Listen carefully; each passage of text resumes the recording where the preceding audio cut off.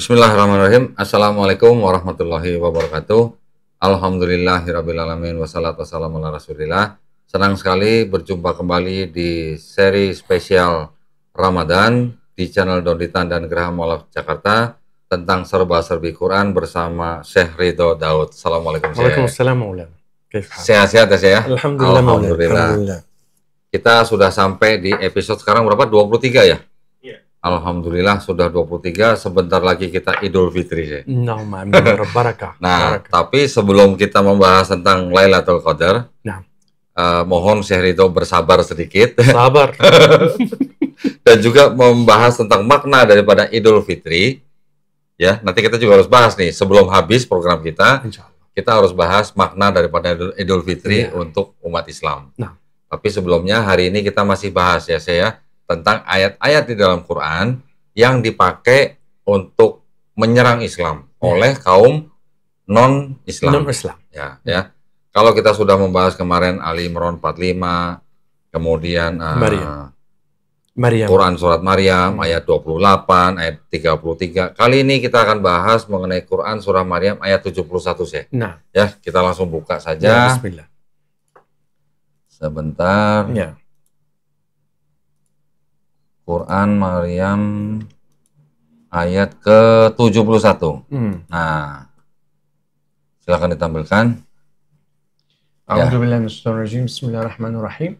Wa in minkum illa wariduha kana 'ala rabbika hatman maqdiyya. Nah, terjemahannya adalah tidak ada seorang pun di antaramu yang tidak melewatinya sirat di atas neraka. Hal itu bagi Tuhanmu adalah ketentuan yang sudah ditetapkan. Ada terjemahan lain di sini yang mengatakan tidak ada seorang pun di antaramu yang tidak mendatangi neraka. Ya, itu terjemahan. Ada melawat dan ada mendatang. Ya, mendatangi. Mendatangi. Mungkin ini terjemahannya juga sudah diperbarui nih. Tapi ini tidak ada masalah, betul? Tidak ada masalah. Tapi terjemahan yang ada masalah bagaimana? Begini. Yang dijadikan masalah adalah begini. Kalangan di luar Muslim mengatakan bahwa di dalam ayat ini tidak ada seorang pun di antaramu yang tidak mendatangi neraka. Artinya, mereka bertanya kepada kita, atau mereka bertanya kepada umat Islam, untuk apa jadi Muslim kalau mendatangi neraka? Dan itu adalah sebuah ketentuan yang sudah ditetapkan. Jadi artinya mereka bilang, buat apa jadi Muslim tapi masuk neraka? Begitu. Masalahnya tidak. Masalah orang yang non-Muslim atau selalu mencari celah atau biar masuk min pintu pun biar menjatuhkan keimanan kita atau merugikan imanan kita atau seperti itu. Masalah mereka adalah bukan hanya bahasa, tapi saya mengulangi lagi dan membuktikan atau menetapkan bahwa mereka mempunyai iri dan dengki besar terhadap Islam. Jadi al-wurud kata mereka tentang warid atau warada. Warada bisa disebutkan di Al-Quran dan bisa disebutkan atau dibuktikan melalui Al-Quran dan dibuktikan melalui hadis. Kalau dibuktikan melalui Al-Quran adalah apa? Walamma warada ma'a Madyan. Nabi Musa di firman Allah di sini yang tadi, walamma warada Nabi Musa saat baru masuk kota namanya Madian, dan warada artinya apa? Datang ke sumur air mereka, dapat dua perempuan mau isi air tapi menghindari karena banyak laki-laki yang mau isi air. Jadi Nabi Musa minum tidak. Artinya walamma warada artinya apa? Saat Nabi Musa datang ke air ini, sumur air ini, dia baru lihat dua perempuan menghindari mau. Jadi Nabi Musa mulai membantukan dua perempuan itu yang nanti salah satu perempuan itu yang menjadi istri Nabi Musa. Jadi walamma warada artinya apa? Warada Musa artinya di dalam ayat udah datang. Tapi bukan artinya dia minum, bukan artinya dia masuk sumur. Bukan. Jadi itu nomor satu. Nomor dua, dengan bahasa Arab, pikiran dan budaya Arab zaman itu, mereka bilang apa? Waradatil ibalul ma. Artinya apa? Warada artinya apa? ibil itu unta. Unta itu pergi ke sumur air biar minum. Tapi warada artinya apa? Dia masuk sumur? Tidak. Dia minum? Tidak. Tapi udah datang. Itu kata warada. Jadi datang hanya melihat. Melihat. Okay. Sebentar. Yang akan mensempurna pendapat kita sekarang hadis yang dimenatakan atau meriwayat melalui Abu Sa'id Al-Khudri. Abu Sa'id Al-Khudri itu sahabat terdekat di zaman itu dan dia orang dipercaya juga. Jadi dia bilang Rasulullah mentafsirkan ayat as-sirat bagaimana saat itu. As-sirat akan seperti tipis ya, tipis tali, seperti rambut, seperti ini. Dan kita akan melewati neraka. Akan melihatnya, akan merasa kuat, akan. Biar apa? Biar Allah Subhanahu wa taala mengirim bagaimana dia rahmat untuk orang mukmin. Lihat neraka? Lihat. Kamu ke surga. Oke. Itu Allah Subhanahu wa taala, visi Allah biar merasakan kita bahwa Allah rahmah. Allah menghindari kita dari neraka ke surga.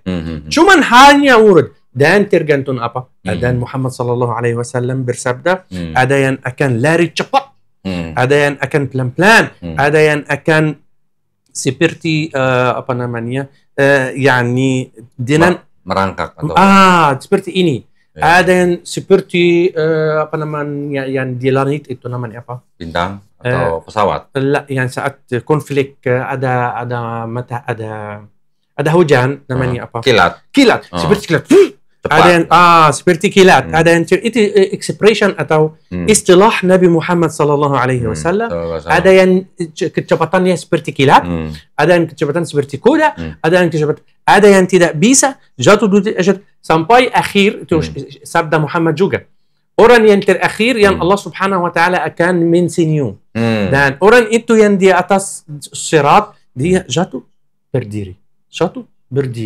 Sampai di atas apa? Di atas sirat al-mustaqim. Dia takut karena neraka di bawahnya. Sampai Allah Subhanahu wa taala mensenyum. Orang itu akan bertanya Allah Subhanahu wa taala saat itu, "Ya Allah, wahai ya Allah, kenapa kamu mensenyum atas saya padahal kamu Rabb dan Tuhan? Apa kamu mengolok-olok bagi saya?" Allah Subhanahu wa taala mensenyum lagi dan memasukinya surga. Masya Allah. Bukan arti wurud, bukan artinya disebutkan dengan cerita Nabi Musa falamma warada ma'a Madyan, disebutkan dengan hadis yang diriwayat Abu Sa'id Al-Khudri, disebutkan melalui definisi warid dengan bahasa Arab bahwa wurud artinya seperti ini melewati atau mendatangi, bukan artinya masuk atau digunakan, bukan. Tapi kenapa Allah Subhanahu wa taala mensyaratkan sistemnya kita akan melewati biar kita merasa rahmatnya. Biar kita merasakan rahmatnya bagaimana Allah Subhanahu wa taala menkasih kita, menampun dosa kita, menkasih kita rahmat karena kamu tidak mungkin merasa rasa gula tanpa kamu pernah merasa garam. Harus garam dulu biar kamu paham tahu rasa itu gula bagaimana. Jadi itu Allah Subhanahu wa taala. Jadi syarat Allah Subhanahu wa taala di seluruh sistemnya ada khauf, raja, takut dan berharap. Ada dua perasaan di jalan Allah. Dan akhirnya ada surga, ada neraka. Jadi harus duanya biar imbalas. Biar balas. Balance. Biar Allah Subhanahu wa taala membuat balas di seluruh dunia. Ada kebaikan, ada kejahitan. Ada hitam, ada putih. Ada neraka, ada. Jadi Allah Subhanahu wa taala biar membuat kita bahagia harus kita lihat neraka dulu. Dulu. Seluruh orang yang akan masuk ke kuburan harus awalnya ke kuburan akan menutup dia, mempeluk dia dengan kekuatan sedikit. Lalu Allah Subhanahu wa taala saat saya merasa yang kekuatan kuburan di peluknya, Allah Subhanahu wa taala membuka dengan rahmatnya biar saya bahagia senang dan mensyukur bahwa Allah Subhanahu wa taala itu sistem Allah Subhanahu wa taala. Bukan mendatangi wariduha, bukan aslinya la ilaha illa anta subhanak Allahumma ya Rahman ya Rahim najjina ya Allah ya Rahman ya Rahim dari neraka. Ya Rahman ya Rahim kita min harab rahmat kamu. Yani dan ada hadis yani maaf kalau saya akan lanjut, ada hadis man qala la ilaha illallah dakhala al-jannah. Tenang, tapi ikhlas dulu. Ya, silahkan ya saudara saya. Masya Allah, kalau LCMA beda ya, jelasinnya enak. Oh? Kalau LCMA itu menjelaskan dari sisi bahasanya bagaimana, ya, kemudian analoginya bagaimana, masuk semua ya. Kalau di Jakarta orang bilang masuk Pak Eko gitu kan. Masuk apa? Pak Eko katanya. Pak Eko. Artinya logikanya masuk. Logika masuk. Artinya logical gitu. Itu cara kamu juga. Dia bukan yang di belakang kamu. Tetapi saya mau sumbang argumen ya. Silahkan. Sumbang pendapat. Di ayat ini, lagi-lagi orang yang memfitnah itu hanya menggunakan terjemahan. Ya, hanya terjemahan bahasa Indonesia yang mereka pakai. Di sini kan ada kata apa? Tidak ada seorang pun dari kamu. Artinya ini, apakah ini hanya Muslim saja atau semua manusia? Ya. Di segi ini, di segi ini semuanya manusia akan wariduha. Ada yang akan jatuh, ada yang tidak. Ya. Yang akan jatuh dia itu disebutkan juga. Berarti yang disebut tidak ada seorang pun di antara kamu, ini berarti Muslim dan non-Muslim. Ya. Taunya dari mana? Baca ayat beberapa. Yang berikut. Enggak, yang sebelumnya. Sebelumnya ada di ayat 67. Apakah manusia tidak menyadari bahwa kami telah menciptakannya dahulu, padahal sebelumnya dia tidak berwujud sama sekali. Jadi dari ayat 67, kalau kita baca terus sampai ayat 67, ayat 71, ini sedang membicarakan manusia. Boleh kamu turun sedikit? Ya. Naik sedikit. Naik, ini 66. Naik. Ini. Sebentar. 68. Naik. Ini 69. Naik sampai 71. Ini 71. Wa im minkum. Di bawah? Di bawah 72. Yang 72. Summa nunajji alladhina taqaw wa nadharu adh-dhalimina fiha. Baca tadi. Ya, ini adalah jawaban terakhir. Jadi maksud saya, sebelum ke ayat 72, kita baca ayat 67 dulu. 67 ini sedang membicarakan manusia, bukan hanya Muslim. Manusia. Ya, jadi semua manusia. Muslim dan non-Muslim. Betul. Baru kita baca di dalam ayat 71 dikatakan bahwa oke, terjemahan dulu mungkin mendatangi. Mendatangi itu belum tentu masuk. Betul. Contohnya seperti ini sih. Ini dalam bahasa Indonesia. Kalau kita dikatakan mendatangi kuburan, apakah kita masuk kubur? Di istilah Indonesia. Masuk. Mendatangi kuburan atau mendatangi penjara. Bukan mengunjungi. Iya, mengunjungi sama mendatangi. Sama mendatangi. Mendatangi penjara, apakah kita masuk penjara? Itu masuk. Gak syarat. Tidak harus masuk. Gak. Jadi seperti yang tadi dijelaskan oleh Syekh, bahwa kita seperti orang diperlihatkan. Nah, begitu ya. Kalau kita dikatakan mendatangi kuburan, apakah kita masuk kuburan? Belum tentu. Begitu juga ayat 71 itu, setiap orang yang dikatakan mendatangi neraka itu artinya diperlihatkan neraka. Diperlihatkan. Baru jawaban kuncinya ada di ayat 72. Iya, betul. 72 dikatakan, kami, Allah SWT akan menyelamatkan orang-orang yang bertakwa. Siapa orang-orang bertakwa? Orang Muslim.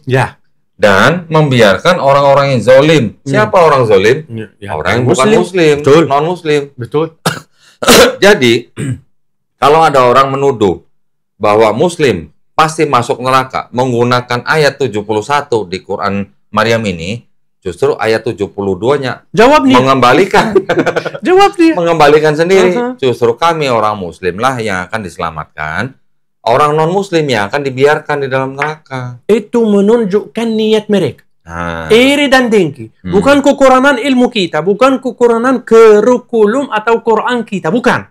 Itu menunjukkan baca ayat yang aja yang berikut. Baca ayat yang berikut itu jawabnya. Itu bukti bahwa mereka iri dan dengki. Jadi seperti saya sudah pernah katakan, kalau kita membaca satu ayat, kita harus tetap di dalam konteks. namanya kita bicara konteks, kita harus membaca beberapa ayat sebelumnya dan membaca beberapa ayat sesudahnya. Betul. Baru kita tahu konteksnya apa. Ya. Gitu ya, saya. Ya, betul. Masya Allah. Konteks artinya apa? Bagian dari surah. Karena surah di dalam surah ada beberapa topik. Topiknya semuanya saling gabung. Biar mengungkapkan murad Allah atau keinginan Allah dalam surah. Tapi kalau kamu mengambil satu surah, satu ayat dalam konteks ini, artinya ada sesuatu di hati kamu. Maaf. Ya. Mohon maaf, jangan marah gitu. Marah. Serius, makin lama makin pintar berdebat nanti kalau gitu. Masya Allah ya, begitu kira-kira penjelasannya mengenai Quran surat Maryam ayat ke-71 ya. Jadi hati-hati menuduh ayat Quran tanpa mengetahui satu bahasa aslinya, kedua tanpa mengetahui konteksnya. Iya, betul. Ya, itu kuncinya. Jangan sampai juga menggunakan ayat Quran tapi menolak ayat yang lain di dalam Quran. Kalau mengambil ayat mengklaim berdasarkan pemahaman masing-masing sendiri-sendiri, yang ayat yang lain yang sudah cukup jelas, yang tidak perlu tafsir lagi, itu juga harus diperhatikan. Itu harus tidak boleh kontradiksi. Kalau menggunakan pemahaman sendiri tapi kontradiksi dengan ayat yang lain di dalam Quran, itu artinya sudah apa? Sudah menyelisihi namanya. Ya, gitu ya. Baik, alhamdulillah kita sudah dapat jawabannya tadi dari Syekh Ridho, LCMA ya. Dari Al-Azhar, tidak kaleng-kaleng, bukan kaleng-kaleng. Masya Allah. Kalau Syekh Ridho ini MA, saya MK. Masih ingat MK ya? Nah, dari awal, dari episode nomor 1, dia mendefinisi diri sendiri MK. MK itu apa ya, Pak? Ya, apa namanya? Muslim apa? Kafir? Mantan kafir. Ya Allah. Masih bagus disebut mantan kafir daripada mantan muslim ya kan? Mantan kafir. Ya betul itu. Betul. Banggalah. Bangga. Saya berbangga disebut mantan kafir daripada mantan muslim. Itu bahaya. Jalan kamu yang saya juga membangga. Alhamdulillah. Baik, kalau begitu terima kasih perhatiannya para pemirsa. Mohon maaf jika ada kekurangan. Buat para pemirsa yang ingin membantu perjuangan dakwah kami, dipersilakan mengirimkan ke BSI ya.